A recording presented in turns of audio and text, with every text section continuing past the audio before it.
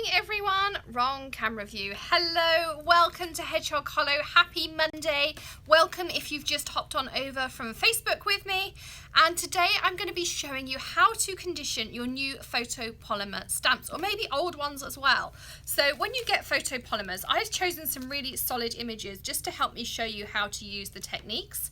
But I have to say Neat and Tangled are some of the better photopolymers. Some of them are really, really sticky, and you may find that sometimes they even pick up your paper and you get a little rip in it because they're just super sticky. Now that is because of the way photopolymers are made. They're made by a resist method, and the chemicals that create that resist create that stickiness, which is great to stick to your acetate sheets or your blocks or your misties or your Tim Holtz platforms, all of those kinds of things.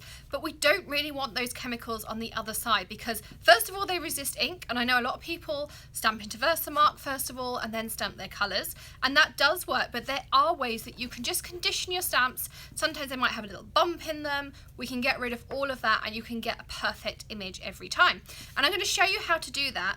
Now this is also a great method if you've got older photopolymers that don't stick to your acrylic blocks or your platforms that well, and you find that you put maybe some Pritt stick or some Elmer's glue stick underneath to make them stick. You can make them sticky again. Some people say wash it under warm water with Dawn, and I do that all the time, and for some of them it works, but some of them are really stubborn.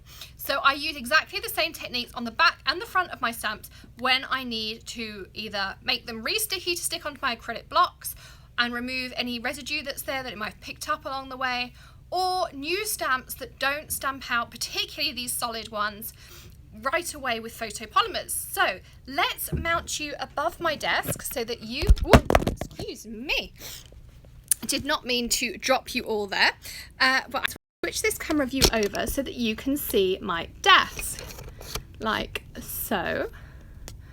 And I'm going to zoom in just a little bit as well. So I am standing up so I can hopefully see comments if you leave them. Do leave us a thumbs up if you enjoy the video, and don't of course forget to subscribe to the channel. So I got these Neat and Tangled triangle builders. I haven't used them yet. So when they come, all photopolymers will come with acetate on both sides. Some you'll peel it back and you'll have it open like this. Others you'll peel it back and this piece comes off, and I keep these pieces. There's so much you can do with them. Watch some of our videos on stamp platforms and all sorts of things if you want to know some ideas.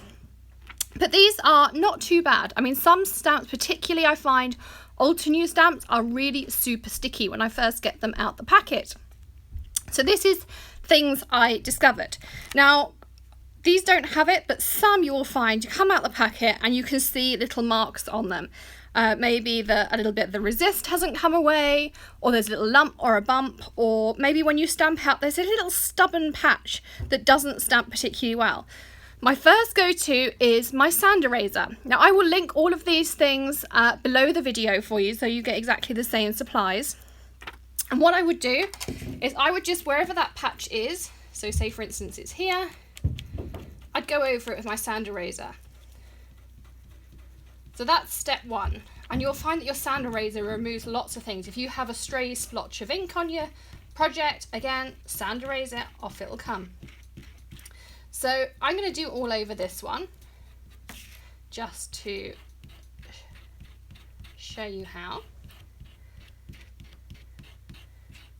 Okay, so first of all that will remove any lumps, bumps, maybe bits of fibre it's picked up along the way, things like that. All of that will come off with your sand eraser, but what it does leave is a little bit of rubber residue behind.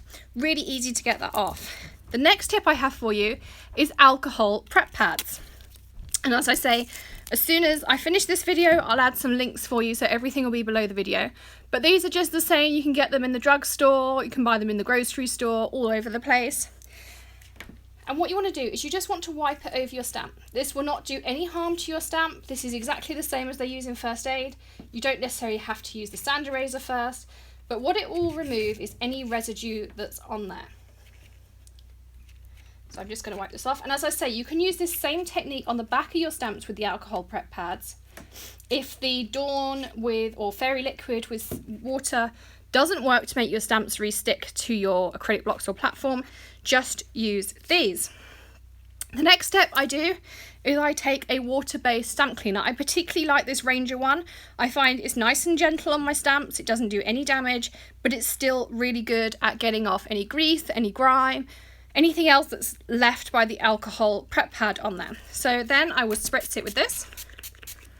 And of course, I'm going to grab my stamp chamois.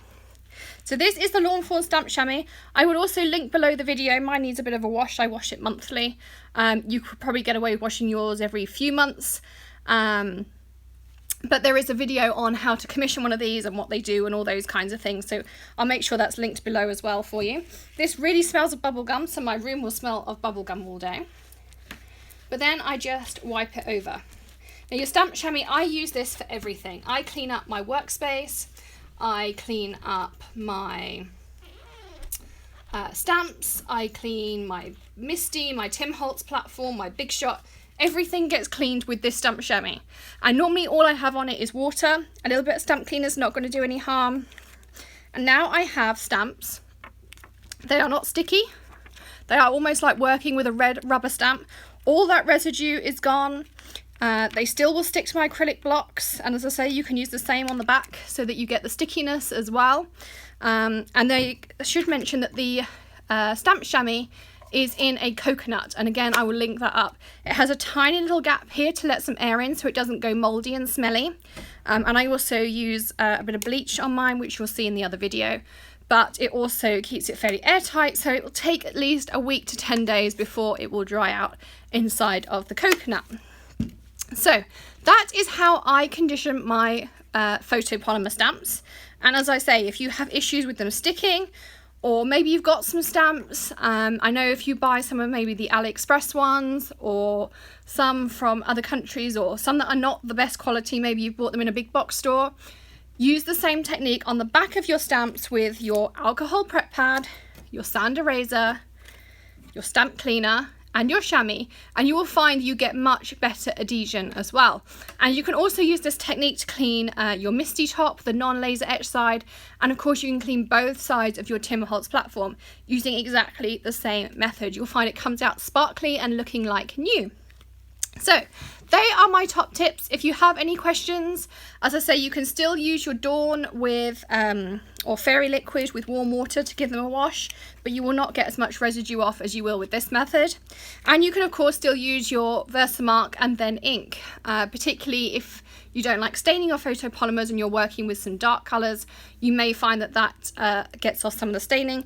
You'll also find that if you clean them afterwards, after they're stained, immediately with the alcohol prep pads, a lot of that staining will come out. Reds tend to be very stubborn, but you will find that you get a lot more off with an alcohol prep pad than you will just with your chamois. So a combination of the two, again, is a great idea. So thank you so much for stopping by today. Do leave us a thumbs up, a comment. We love to hear from you, and of course subscribe if you don't already. I will see you again tomorrow on Facebook at 11:30 a.m. Eastern, and tomorrow morning at 1 a.m. Eastern we will have a new video tutorial go live as part of my term with the Crafters Workshop. We'll see you then. Happy stamping. Bye.